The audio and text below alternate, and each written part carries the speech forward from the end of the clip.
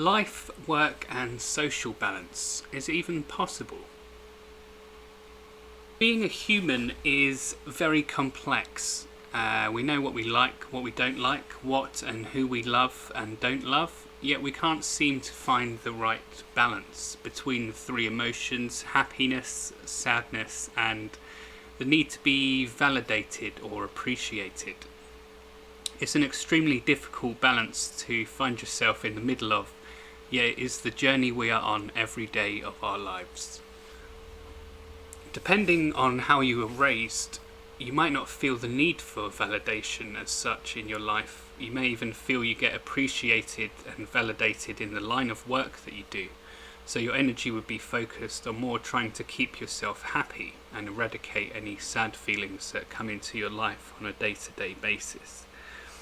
Everyone is different and their energies are all going to be focused on different things in their lives at different times throughout the day. If you feel like you are stuck in a dead-end job that gives you no sense of worthiness, no feeling of validation, then not only will you be looking to be validated and appreciated after your day's work, but you also have a sense of dread knowing you don't feel appreciated. So you'll be looking to fulfill a sense of happiness even quicker. You'll feel you don't have the time to dwell on any negative emotions or get into an emotional debate with anyone. Depending how appreciated and validated you feel, the more it affects how emotionally open you are. You may feel the time to be emotional and speak the truth only comes around once in a while, but once you find the right person to talk to about your emotions, you don't have to schedule a time for it. They will be ready to talk to you at any time. Being happy is a much harder emotion to keep consistent. You can feel validated and appreciated at work. It doesn't necessarily mean that you are happy. You are doing your job, you feel like you're doing a good deed, depending on the line of work that you're doing. If you were in a job that you feel was pointless or of no use to anyone, then you'd feel there's no point in doing the job. You'd feel worse and further away from being happy. Not every day is the same either. Work could be easier on some days than others, which will also affect your mood. And if some days at work are unpredictably more stressful, then it will bring your mood down, as it is not what you are used to. We do have our hobbies and social life to fall back on, but this is also very dependent on the three main moods that we have to try and keep in check. We don't feel like socialising after a long day at work. A day at work that has made us angry or just want to spend the evening alone. We may not have felt appreciated at work, so we'd call our friends straight after work to try and vent to them about our day. No one else would listen to us, would they? I'm sure we all have a friend or family member like that. You haven't spoke to them in months, but the only thing you do speak about when you catch up is work. You don't work together, you don't know who they're talking about, they just need to vent. Some of us are lucky enough to have family members we are still close enough to talk to after a long day. Maybe even still live with or at least spend a weekend with sometimes. This can be a lifesaver for some people. They may always be struggling with day-to-day struggles, but knowing that they have the comfort of going home to their parents in the evening, or at least on the weekend, can be a big relief for some people. A lot of people have this at their expense, and I don't think they realise how lucky they are.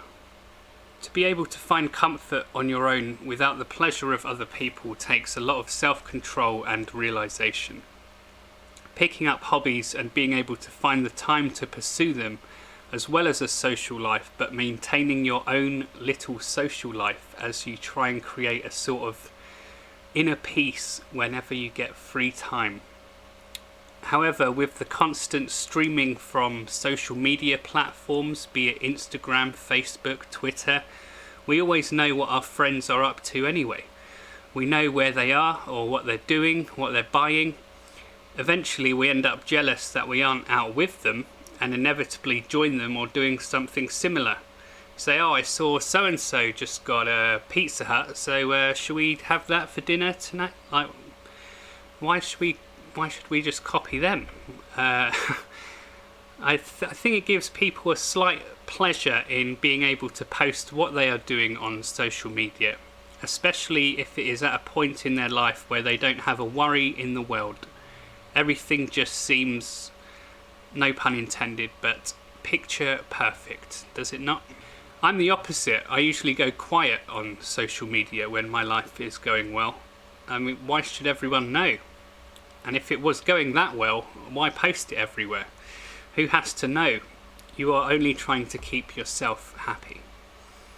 I've noticed over the years anyway, people are a lot more interested in your life when it is falling apart, rather than when you've got your shit together. Maybe it's something for them to look at and think, well, at least it's not that bad. I believe everyone has a certain breaking point depending on what they are dealing with, or even a certain capacity that what they can deal with. For example, take someone who on the outside seems very friendly and always willing to give advice. Once they feel they have done enough or given enough advice to you, I think they feel that their role is done. They have done enough even though they know you are still struggling. They feel like that is the most that they can do to help you. They never actually say it or hint at it. They will usually ghost you or not get in touch for a few weeks and act as if the problem has been resolved. I think this is a very selfish move. If you're going to ignore someone or you know you don't have the emotional capacity to deal with someone's problems, then tell them. It'd be a lot less painful on the person coming to you with a problem than being ignored. If you were to go to someone with a problem, would you rather them tell you directly they cannot help you at this exact moment in time, or would you rather they ignored you? It's not always easy to ask for help either. As I said before, not all of us have the advantage or are blessed enough to have someone to go home to or speak to every day, nor our families, and so on.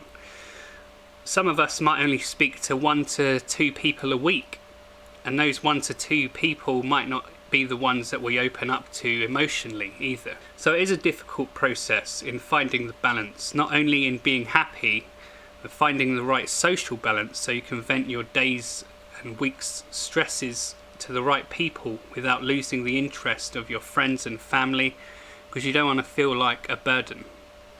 Finding meaningful work, finding work that you enjoy, perhaps work that makes you happy, or at least enough of it to not have the need to worry about day-to-day stresses.